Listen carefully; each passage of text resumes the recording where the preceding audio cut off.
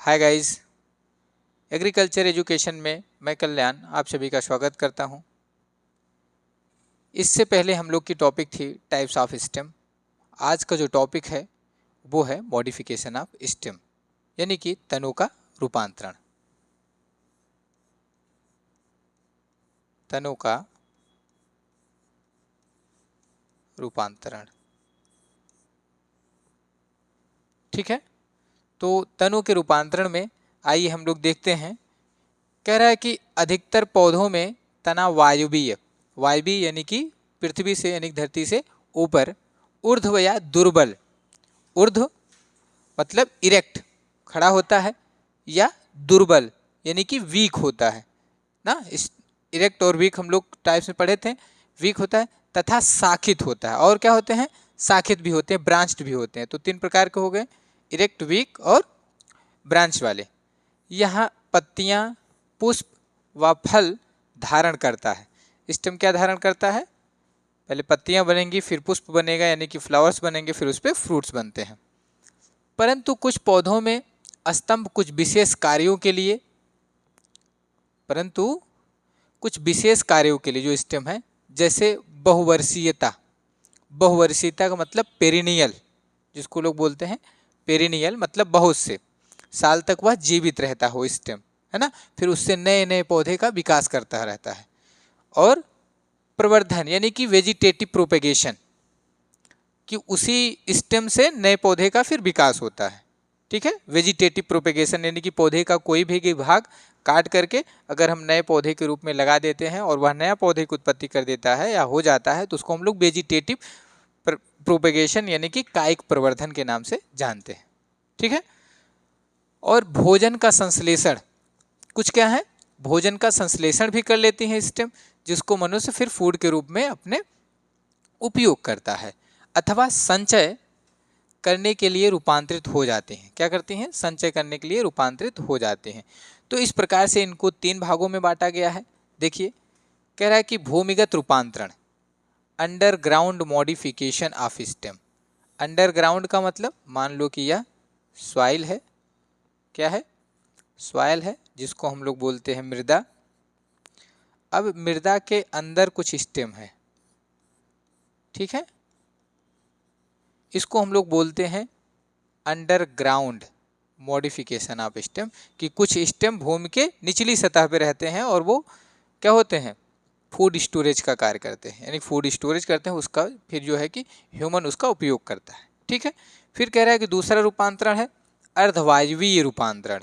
अर्धवायवीय का मतलब सब एरिल मॉडिफिकेशन ऑफ स्टेम। सब एरिल का मतलब कि इस पे तो सॉइल के ऊपर स्टेम तो निकलेंगे, लेकिन पूर्ण रूप से इरेक्ट खड़े नहीं होंगे, है ना। वो क्या होंगे? केवल जो है ऐसे, मतलब सेबेरिल, मतलब आधे पे रहेंगे, यानी कि भूमि की सतह पे उनको सपोर्ट की आवश्यकता होगी। भूमि पे रेंगते हुए चलते हैं, तो उसको बोलते हैं क्या? सब एरिल, ठीक है। एक भूमि के नीचे, जिसको हम लोग बोलते हैं अंडरग्राउंड, और जब भूमि की सतह पे रेंगते हुए चलता हो और वहाँ से जड़ें विकसित करके जो है फिर नए पौधे बनाते चल रहा हो, उसको सब एरिल की कैटेगरी में देखते हैं। थर्ड है स्तंभ के वायवीय रूपांतरण। वायवीय रूपांतरण यानी कि एरिल मॉडिफिकेशन ऑफ स्टेम, यानी कि पृथ्वी की ऊपरी सतह पे ऐसे इरेक्ट ये खड़े होते हैं, ठीक है। इरेक्ट खड़े होते हैं, फिर भी इनको जो है विशेष कार्यों के लिए जाना जाता है। इसमें कुछ ऐसे फंक्शन क्रिएट होते हैं, ऐसे पार्ट क्रिएट होते हैं जो पौधे को सहारा प्रदान करते हैं खड़े रहने में, तो उसको बोलते हैं एरिल मॉडिफिकेशन। तो आप समझिएगा कि स्टेम का मॉडिफिकेशन कितने प्रकार से है? तीन प्रकार से। फर्स्ट कौन सा है? अंडरग्राउंड, भूमि के निचली सतह पे। दूसरा सब एरिल ना, सब एरिल का मतलब कि आधा भूमि की सतह पे और आधा भूमि के ऊपर, सब एरिल, ठीक है। और तीसरा जो है कि एरिल मॉडिफिकेशन केवल वह भूमि के ऊपरी सतह पे ही केवल ग्रो करेगा। तो आई होप दैट आप समझ पाए होंगे कि मॉडिफिकेशन ऑफ स्टेम कितने प्रकार के हुए? तीन प्रकार के हुए। तीनों प्रकार में जो है पहला अंडरग्राउंड, दूसरा सब एरिल और तीसरा एरिल। क्लियर है आप लोग? चलिए इसको लिख लीजिए। दूसरी स्लाइड पे हम लोग चलते हैं।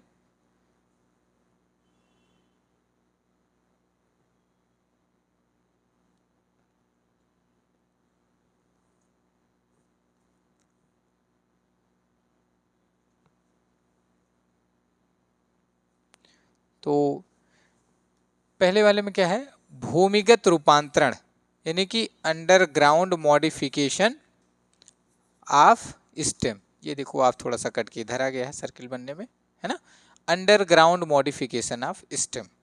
ठीक है, तो अंडरग्राउंड में जो मॉडिफिकेशन होता है वह 4 प्रकार का होता है। कितने प्रकार का होता है? 4 प्रकार का होता है। ठीक है, वो उस 4 में पहला है आपका राइजोम यानी कि प्रकंद, जिसको हम बोलते हैं राइजोम। दूसरा है आपका ट्यूबर, और तीसरा है कॉर्म, और फोर्थ है बल्ब। तो जो भूमिगत अंडरग्राउंड होते हैं वो कितने प्रकार के होते हैं? 4 प्रकार के होते हैं। तो फर्स्ट राइजोम, दूसरा ट्यूबर, तीसरा कॉर्म और फोर्थ बल्ब हो जाते हैं। इसकी कैटेगरी में इसका हम अध्ययन करेंगे। राइजोम में जैसे आपका क्या आ जाता है, जिंजर आ जाता है यानी कि अदरक। ठीक है, ट्यूबर में आपका पोटैटो आ जाता है, और कार्म में आपका अरवी, जिसको हम लोग बंडा भी बोलते हैं, वो भी। ठीक है, और फिर बल्ब में आपका ओनियन आ जाता है और गार्लिक यानी कि प्याज और लहसुन आ जाते हैं। तो ये आपके लगभग अंडरग्राउंड के 4 मॉडिफिकेशन रहे।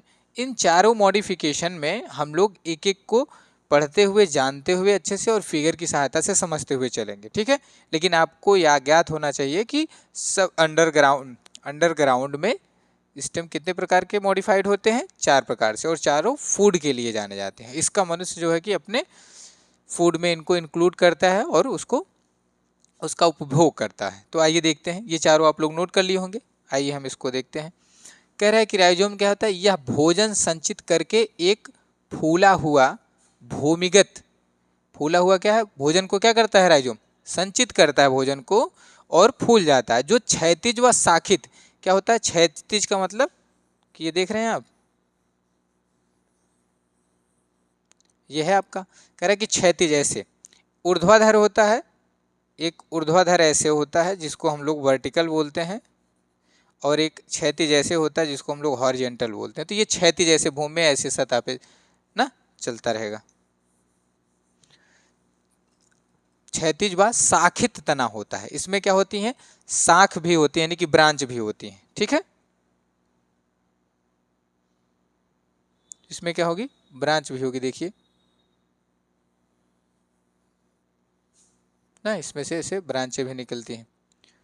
कह रहा है कि ब्रांच भी निकलती है जिसमें स्पष्ट पर्व व पर्व संधियां होती हैं। जिसमें क्या होती है? पर्व और पर्व संधियां, जिसमें नोड और इंटर नोड बोलते हैं। तो कह रहा है ये देखिए नोड है। क्या है ये? नोड है। जहाँ पे एक गांठें होंगी उसको क्या बोलेंगे हम लोग? नोड बोलेंगे। अदरक में देखे होंगे जहाँ पे गांठें बनी होती हैं वो नोड होता है। और यहाँ जो इतनी पोर्शन निकला हुआ है ये देखिए इंटर नोड है, इसके बीच में कोई गांठें नहीं है यानी कि इंटर नोड है ये। ठीक है, और ये पोर्शन नोड है। अब इसी जहाँ जहाँ पे नोड होता है, नोड पे एक ऐसी पतली लेयर उसके ऊपर लगी होती है जिसको हम लोग बोलते हैं स्केल लीफ। क्या बोलते हैं? Scale leaf.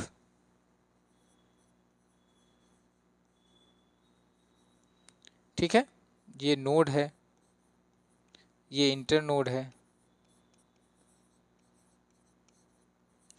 और स्केल लीफ, और ये जो ऊपरी पोर्शन निकला हुआ यही बड होता है। आपका क्या है?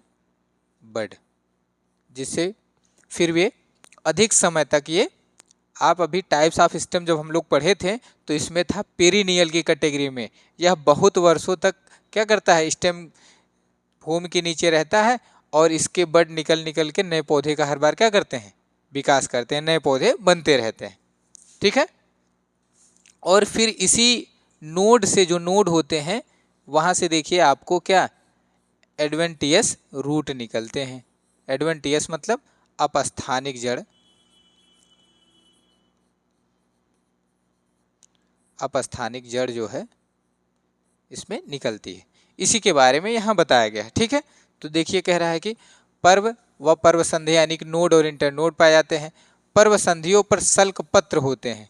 पर्व संधियों पर क्या होते हैं, यानी कि नोड पर सल्क पत्र होते हैं, यानी कि स्केल लीफ होते हैं जो उसको ढके रहते हैं।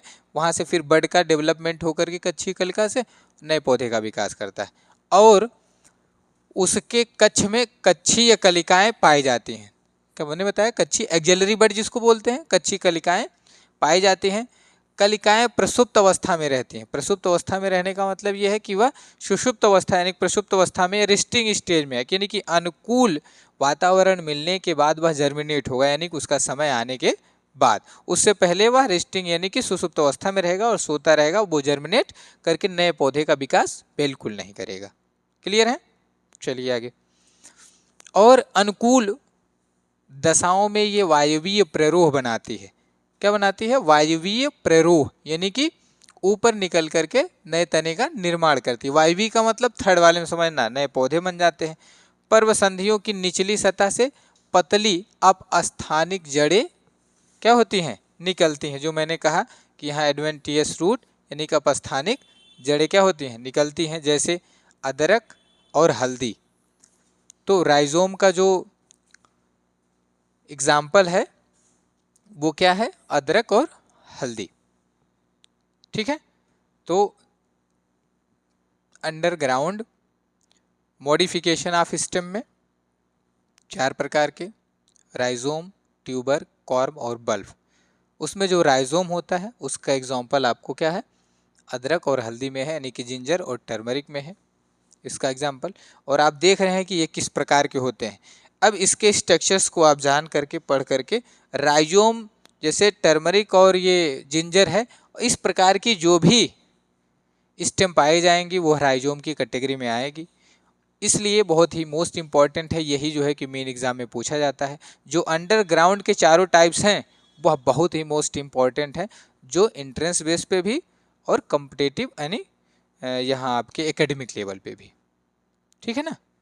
तो चलिए आइए फिर हम चलते हैं दूसरे पे, यानी कि ट्यूबर पे। ये आप लोग नोट कर लीजिए। ठीक है।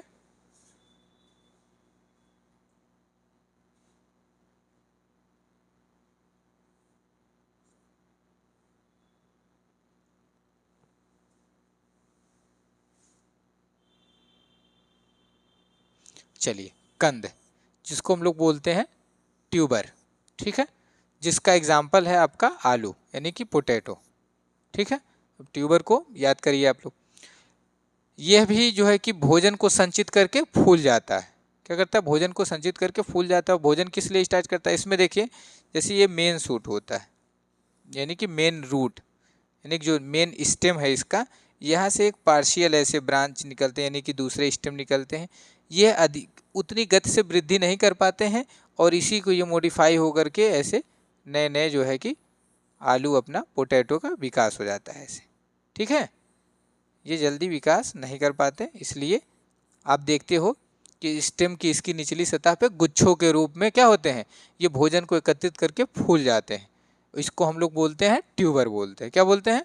ट्यूबर बोलते हैं। तो ट्यूबर की कैटेगरी में आपका आया सोलेनम ट्यूबरोसम यानी कि आलू, और हाथी चक एक है आपका। चलिए 2 एग्जाम्पल है। ट्यूबर को आप प्राथमिकता दीजिएगा, ये बहुत मोस्ट इंपॉर्टेंट है। ये कह रहा है कि यह भी भोजन संचित करके भूमिगत शाखा का फूला हुआ शीर्ष होता है। वही भूमिगत शाखा का क्या है? ये भूमिगत ब्रांच की फूली हुई रूप होती है। ये शाखाएं मुख्य तने में उपस्थित पत्ती के कक्ष से निकलती हैं। ये शाखाएं पत्ती की क्या होती हैं? कक्ष से, यानी कक्षस्थ कलिकाओं से निकलती हैं। चूंकि इन शाखाओं की वृद्धि धीमी होती है, अतः इनके शीर्ष भोजन एकत्र करने के कारण फूल जाते हैं। ठीक है। मैं वही बताया कि एक्सिलरी बड से यहाँ से निकलती हुई एक शाखा होती है जो तेज वृद्धि नहीं कर पाती है। धीमी वृद्धि के कारण क्या होता है? भोजन को एकत्रित करके ये फूल जाते हैं और नए रूप धारण कर लेती हैं नए स्टेम का, जिसको हम इस मॉडिफाई स्टेम को क्या बोलते हैं? ट्यूबर बोलते हैं। ठीक है। चलिए, कह रहा है कि कंद यानी ट्यूबर, कंद का आकार प्रायः गोल अथवा अंडाकार होता है। यह गोला भी होता है अथवा अंडाकार भी होता है। प्रत्येक कंद में अनेक छोटी छोटी खांच होती हैं। क्या होती हैं? प्रत्येक कंद में छोटी छोटी, देखो यहाँ ऐसे ऐसे आपको दिखाई दे रही होंगी कि खांच होती हैं। आप लोग अपने घर पे देखे होंगे बुआई करते समय वो उसको पोटैटो को, तो उसमें छोटी छोटी खांच होती हैं जिन्हें क्या बोलते हैं, आँख यानी कि आई कहते हैं। ठीक है, क्या बोलते हैं, आँख बोलते हैं। अब इसी आँख में जो है एक्सिलरी बड पाई जाएगी। आँखों में कच्छी कलिकाएं होती हैं यानी कि एक्सिलरी बड होती हैं। ठीक है, ये आई है और आई में क्या है आपका, कच्छी कलिकाएं होती हैं जो अनुकूल दशाओं में विकसित होकर एक नया पौधा बनाती हैं।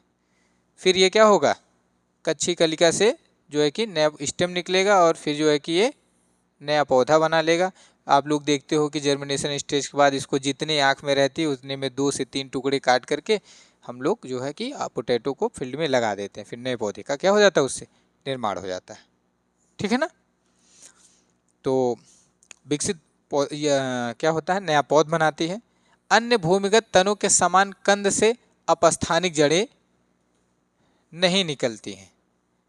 ठीक है, अब जो है कि इसमें राइजोम में पढ़े हैं कि राइजोम में क्या था कि उसके नोड से क्या होती हैं, अपस्थानिक रूट निकलती हैं, यानी ना रूट का विकास हो रहा है। लेकिन इसमें पोटैटो के केस में अपस्थानिक जड़ें नहीं निकलती हैं, उसमें क्या होती है, अपस्थानिक जड़ें नहीं निकलती। आप देखोगे इसी आँख से क्या होता है, नए स्टेम का विकास हो जाता है जो कि ऊपर सतह पर निकल जाता है। बाद में धीरे धीरे धीरे धीरे ये भोजन जब पूर्ण रूप से ख़त्म हो जाता है तब से फिर से नए स्टेम का विकास हो जाता है। फिर मेन स्टेम, फिर उसमें से कच्छस्थ कलिकाओं से निकलकर फिर जो है कि ट्यूबर का निर्माण कर देता है। ठीक है ना। तो इसमें यह ध्यान रखना कि राइजोम जो था हमारा पहला एग्जाम्पल, उसमें अपस्थानिक जड़ें विकसित होती थी लेकिन ट्यूबर में अपस्थानिक जड़ें नहीं विकसित होती हैं। अगर इस प्रकार की अंडाकार और गोलाकार संरचनाएं और भी आपके स्टेम भूमि के अंदर दिखाई दे रहे हैं, अगर उसमें अपस्थानिक जड़ नहीं निकलता है तो वो ट्यूबर की कैटेगरी में आएंगे। अगर उसमें अपस्थानिक जड़ निकल रहा है और उसका स्ट्रक्चर अदरक और टर्मरिक जैसे है तो उसको आप कहेंगे क्या, कि यह राइजोम है ना। आप समझ में आया सबको। चलिए फिर आगे। तो दूसरा पॉइंट आप लोग नोट कर लीजिए, यानी कि ट्यूबर को। कोई कंफ्यूजन हो तो आप क्वेश्चन को कमेंट बॉक्स में करके आप पूछ सकते हैं। ये जो है बहुत मोस्ट इम्पॉर्टेंट है टॉपिक, है ना। जो अंडरग्राउंड है वह बहुत ही मोस्ट इम्पॉर्टेंट है, इसीलिए हम चारों को एक्सप्लेनेशन के रूप में पढ़ा रहे हैं। बचे दो उसको केवल हेडिंग के रूप में और एग्जाम्पल के रूप में समझा देंगे। ठीक है, चलिए। तो तीसरा पॉइंट है आपका घनकंद, जिसको हम लोग बोलते हैं कॉर्म। क्या बोलते हैं, कॉर्म बोलते हैं। कॉर्म में क्या है, कह रहा है यह गठीला व मोटा भूमिगत तना है। क्या बाबू, यह गठीला है और वो सब क्या थे आपके, वो पूर्ण रूप से गठीले नहीं थे, तोड़ने पे खट से टूट जाते थे, इसको काटने पे मांसल टाइप के थे, ये कट जाते थे। तो इससे थोड़ा सा और हार्ड होता है वो, ट्यूबर से और राइजोम से क्या होता है, हार्ड होता है, गठीला होता है। जो पृथ्वी के अंदर ऊर्ध्व दशा में, ऊर्ध्व दशा में देखो ऐसे, ठीक है। और राइजोम और ट्यूबर का कोई वो नहीं, राइजोम का तो ऐसे था, क्षैतिज था। ट्यूबर भी वैसे ही क्षैतिज या ऊर्ध्व में भी, दोनों में हो सकता है, लेकिन कॉर्म क्या है, हमेशा ऊर्ध्व में, यानी कि नीचे से ऊपर की तरफ ऐसे बढ़ता जाएगा। ठीक है, ऊर्ध्व दशा में वृद्धि करता है और प्रायः सीधा रहता है। प्रायः क्या होता है, सीधा, मतलब इरेक्ट, जो मैं बताया अभी।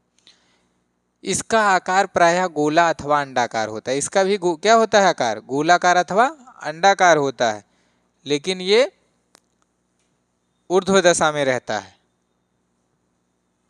घनकंद शाखित हो सकता है, क्या हो सकता है, इसमें से ब्रांच निकल सकते हैं, शाखित हो सकता है, लेकिन ट्यूबर शाखित नहीं हो सकता। ठीक है, इसमें पर्व बहुत छोटे छोटे होते हैं और पर्व संधियों पर उपस्थित सल्क पत्रों के कक्ष में कच्छी कलिकाएं होती हैं। इसमें भी कह रहा है कि पर्व, यानी कि ये देखिए जो लाइन है उसको बोलते हैं नोड। क्या बोलते हैं, नोड। आई होप दैट आपको दिखाई दे रहा। और इस दोनों के बीच में ये जो स्पेस है, ये इसको बोल रहे हैं इंटरनोड। और फिर इसी इंटरनोड के बीच में ये क्या है, स्केल लीफ, यानी कि पर्व संधियाँ उपस्थित होती हैं, जिसको सल्क पत्रों, यही क्या है, सल्क पत्र, इसके ऊपर ऐसे एक लेयर सल्क पत्रों का लगा होगा और इसके बीच में कच्छी कलिका, यानी कि ये स्केल लीफ है, इसी लीफ के नीचे से कच्छी कलिका यानी कि एक्सिलरी बड, इसी के अंदर एक्सिलरी बड होती है और उसी एक्सिलरी बड से क्या होता है, नए पौधे का फिर विकास होता है। एक्सिलरी बड कलिकाएं होती हैं, इनमें से कुछ कलिकाएं संतति, संतति मतलब प्रोजनी, प्रोजनी मतलब डाटर यानी पुत्री, संतति घनकंद यानी कि डाटर कॉर्म बनाती हैं।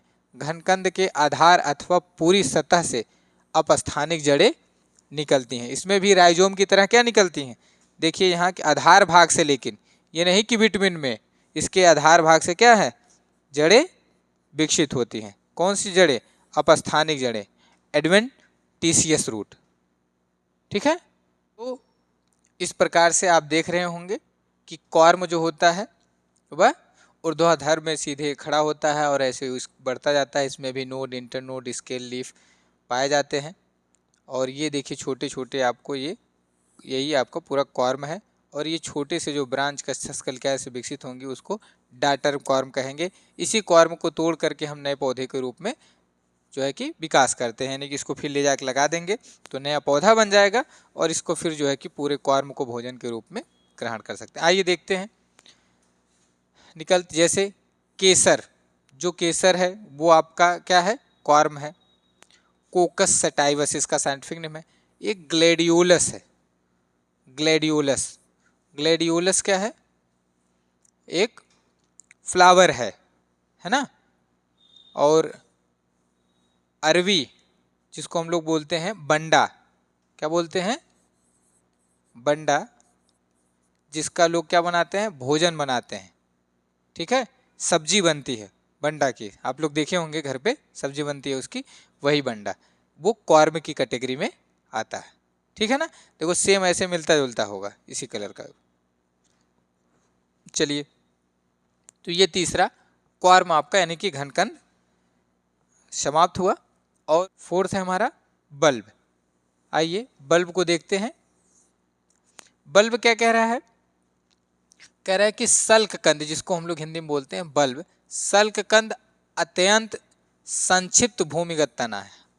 अत्यंत संक्षिप्त यानी कि भूमि के एकदम मतलब 5 से 7 सेंटीमीटर पे ही, मतलब बहुत ऊपर ही रहता है, संक्षिप्त भूमिगत तना है, जो एक उत्तल कॉन्वेक्स अथवा शंक्वाकार डिस्क स्तंभ बिंब के रूप में दिखाई देता है। यानी कि शंक्वाकार, देख रहे हैं आप ऐसे शंक्वाकार रूप में ऐसे आपको दिखाई देता है। ठीक है, इस डिस्क के केंद्र पर एक अग्रस्थ कलिका होती है जिसके चारों ओर अनेक मांसल सल्क पत्र यानी कि फ्लेसी स्केल लीव्स लगी होती हैं।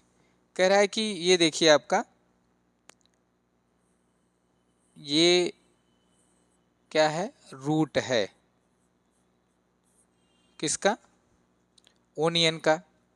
अब इसमें आप लोग देखते होंगे कि ये बीच का एक पोर्शन होता है जो इस प्रकार से होता है और इसी को हम लोग बोलते हैं बड। क्या बोलते हैं, बड बोलते हैं। ठीक है, और जो ऊपर वाला मेन पोर्शन होता है यहाँ, यहीं से स्टेम का विकास होता है, ये स्टेम कहलाएगा आपका। अब इसके ऊपर एक एक ऐसे छिलके के रूप में ऐसे है ना, ऐसे लगा हुआ है प्याज में, देखते होंगे आप या अपने घर पे देखे होंगे, इस प्रकार से लगा है।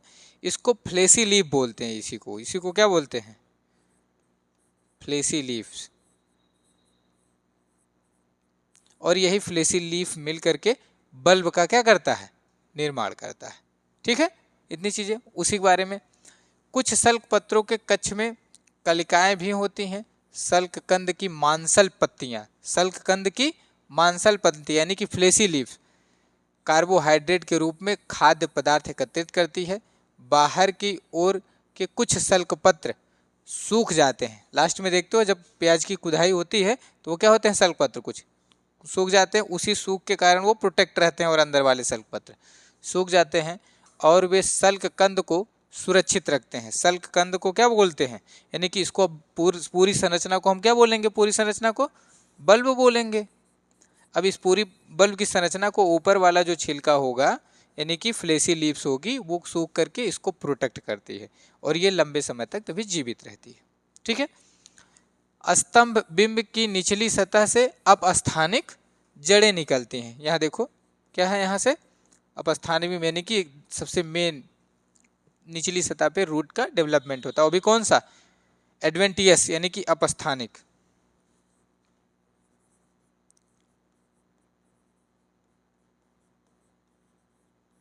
अपस्थानिक जड़ें जैसे प्याज एलियम सेपा, लहसुन एलियम सटाइवम जिसका साइंटिफिक नेम है, इसके नीचे अंडरलाइन करना जरूरी है नहीं तो इसका साइंटिफिक नेम गलत हो जाएगा। ठीक है, तो ये चीज़ें आपके पास रहीं।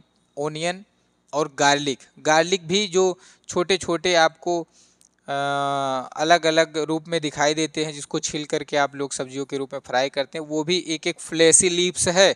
वो एक एक फ्लैसी लीफ मिल करके क्या पूर्ण रूप से एक बल्ब का क्या कर रहा है, निर्माण कर रहा है। तो इस प्रकार से ओनियन और गार्लिक आपके बल्ब होते हैं। और ये 4 प्रकार के जो आपके अंडरग्राउंड मॉडिफिकेशन ऑफ स्टेम है, 4 प्रकार के, चारों 4 प्रकार से हैं। पहला क्या था रिवीजन के रूप में, आप राइजोम था, जिसमें राइजोम में क्या जिंजर और टर्मरिक आता है। दूसरा हमारा क्या था मॉडिफिकेशन, ट्यूबर, जिसमें पोटैटो था। थर्ड था क्या कॉर्म, जिसमें अरवी थी और ग्लैडियोलस था। और फोर्थ क्या है बल्ब, जिसमें हमारे ओनियन और गार्लिक आते हैं। क्लियर है आप? चलिए अब ये जो 4 खत्म हुए, अब इसके बाद हम लोग जो है पढ़ेंगे दूसरे प्रकार से, यानी कि सब एरिल मॉडिफिकेशन ऑफ स्टेम को। ठीक है,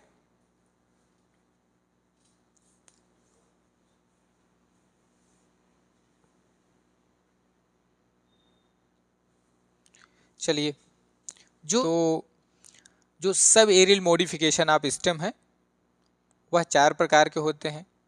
चारों को अलग अलग कैटेगरी में बांटा गया है। यह भूमि की सतह से ऊपर होते हैं तथा इनके हर एक नोड से एक नए पौधे का विकास हो जाता है। जैसे मानो कि ये देख रहे हैं आप, एक प्लांट है, इस प्लांट में एडवेंटियस यानी कि अपस्थानिक रूट निकला हुआ है और यहाँ पे नए एक पौधे का विकास हुआ, इसको हम बोलते हैं दूब। क्या है यह, दूब है जो रनर है ये। और यहाँ से फिर ये ऐसे इसके स्टेम बढ़ेंगे और फिर यहाँ पे एक नोड पाया जाएगा। ये क्या हो गया, इंटर नोड। ठीक है, ये हो गया नोड। तो जो भी नोड मिलेगा हर नोड से क्या होगा, नए पौधे की उत्पत्ति हो जाएगी। दूब आप देखे होंगे ऐसे धीरे धीरे एक स्थान से आपके पूरे फील्ड में, खेत में दूब ऐसे फैल जाता है ना। उस दूब को हम लोग क्या बोलते हैं, रनर बोलते हैं। ठीक है, उसी प्रकार से दूसरा अंतःभूहस्तारी यानी सकर होता है। आप देख रहे हैं ये सकर है, यहाँ देखिए फिर नोड है, नोड से नए पौधे, फिर इंटर नोड, फिर ये नोड, फिर यहाँ से नए पौधे, फिर ऐसे करके जो ये इसकी कैटेगरी में आ जाता है पुदीना। पुदीना देखे होंगे जिसकी चटनी बनती है ना। और मेंथा, मेंथा भी देखे होंगे, मेंथा जैसे पिपरमिंट जिसको बोलते हैं। और एक क्रेंस्थीमम,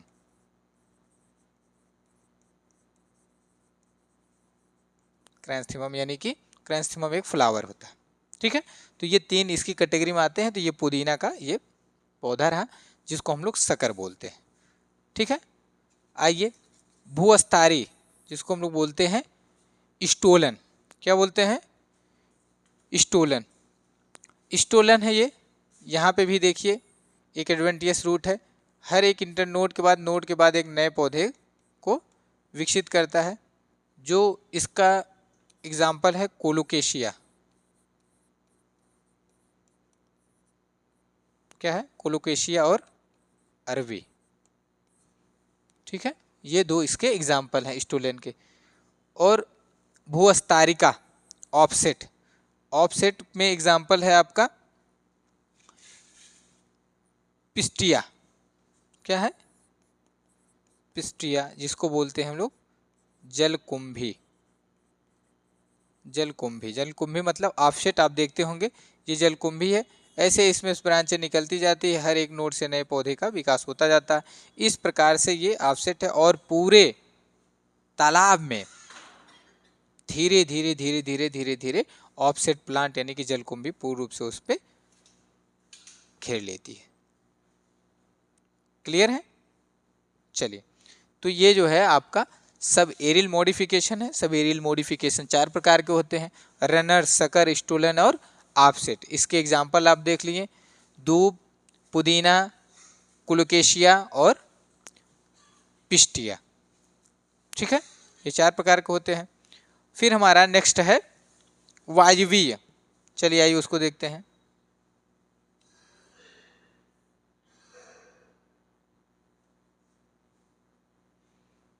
फोर्थ है यानी कि थर्ड कैटेगरी, स्तंभ के वायवीय रूपांतरण। यानी कि थर्ड वाला जो वायवीय रूपांतरण है, यानी कि पृथ्वी से ऊपर रहता है, इनमें कुछ ऐसे विकसित होते हैं पार्ट जिसके सहारे से पौधे ऊपर खड़े रहते हैं।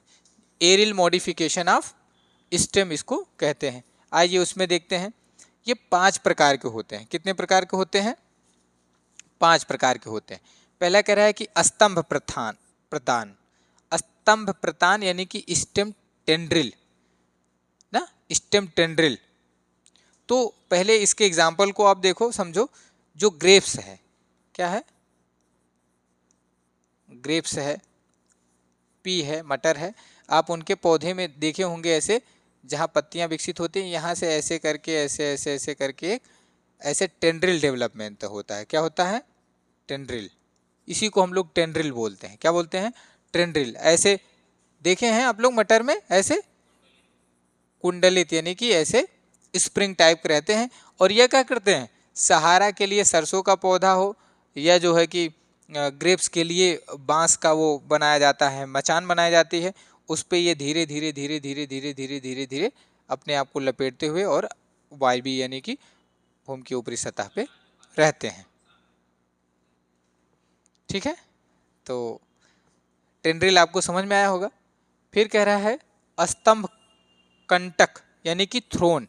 इसमें आता है आपका साइट्रस। साइट्रस, साइट्रस मतलब जिसको हम लोग बोलते हैं नींबू। नींबू के पत्तियों आप देखे होंगे कि एक स्टेम में उसके क्या कंटक ऐसे ऐसे ऊपर से ऐसे नीचे की तरफ रहते हैं, और ये क्या करते हैं? पौधों में एक दूसरे से फंसते चले जाते हैं, और फिर नींबू का पौधा जो है कि ऊपर तक चला जाता है। फिर धीरे धीरे धीरे धीरे धीरे धीरे देखते हो कि पूर्ण रूप से पौधा विकसित हो जाता है। ठीक है, अपने आप खड़े हो जाते हैं। लेकिन उसमें ये जो थ्रोन है, इसी की सहायता से ये क्या करते हैं? नींबू एक दूसरे पे सहारा प्रदान करके उस पर स्टेब्लिश रहते हैं। ठीक है, तीसरा है आपका प्रणाभ स्तंभ यानी कि क्लेडोफिल। क्लेडोफिल है। क्लेडोफिल में क्या है कि इसमें कैक्टस आता है। क्या आता है? कैक्टस, जिसको हम लोग बोलते हैं नाग फनी। नाग फनी क्या है? कैक्टस है। आप लोग देखते हैं कि क्लेडोफिल नाग का फनी ये ऐसे होता है, फिर इसमें ऐसे होता है। आप देखते हैं इसमें अनेक प्रकार के जो है कांटे निकले होते हैं। तो वो जिस भी पौधों पे जाते हैं, यानी कि बहुत बड़े हो जाते हैं तो फिर गिर जाते हैं, तो जिस पौधों के सहारा पे वो जाते हैं तो उसी सहारे से वो उसमें फंस जाते हैं, और फिर वो धीरे धीरे धीरे धीरे निरंतर वृद्धि करते रहते हैं, एक दूसरे से फंसते चले जाते हैं। ठीक है, उसमें उलझ जाते हैं और पौधों की वृद्धि होती जाती है। तो आपका जो ये क्लेडोफिल है उसमें कैक्टस आ जाता है। फिर कह रहा है कि प्रणाभ पर्व या क्लेडोड ना, फाइलोडियम जिसको हम लोग बोलते हैं, ये एक दूसरा है जिसमें हमारा सतावर यानी कि एस्पेरगस आ जाता है। क्या आता है? सतावर।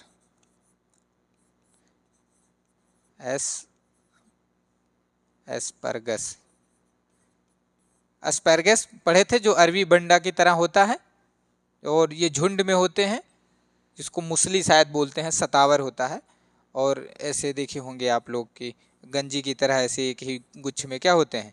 ऐसे रहते हैं नीचे ना। तो सतावर ऐसे ऊपर पौधे उनके, तो सतावर की कैटेगरी में आता है वो फिर कह रहा है पत्र, प्रकलिका या बुलबिल या बुलबिल्स आ जाते हैं। इसमें आता है आपका अगेव, अगेव इसके एग्जाम्पल में आता है। और लिलियम आता है, क्या आता है? लिलियम। ठीक है, तो ये ज़्यादा जो थर्ड वाले हैं वो ज़्यादा मोस्ट इम्पॉर्टेंट क्या है आपके लिए नहीं है। और इसमें जो है इस कैटेगरी में हम लोग जो है पूर्ण रूप से मॉडिफिकेशन ऑफ स्टेम जो 3 प्रकार के होते हैं, ग्राउंड, अंडरग्राउंड जिसको बोलते हैं, सब एरियल और एरियल 3 प्रकार के होते हैं। हमने अंडरग्राउंड में 4 प्रकार के और सब एरियल में 4 प्रकार के और एरियल में 5 प्रकार के एग्जाम्पल को देखें। और इसी एग्जाम्पल को जो है कि आप लोग याद कर लीजिएगा, एंट्रेंस बेस पे बहुत ही मोस्ट इम्पॉर्टेंट है। तो आज की टॉपिक हमारे यहाँ पे समाप्त हुई। कोई क्वेश्चन होगा तो आप कमेंट बॉक्स में आप जो है कि लिख के क्वेश्चन को पूछ सकते हैं। अगर अभी तक मेरे चैनल को सब्सक्राइब नहीं किए हैं तो सब्सक्राइब कर लीजिए और अपने दोस्तों के साथ शेयर कीजिए। Thanks for watching my video.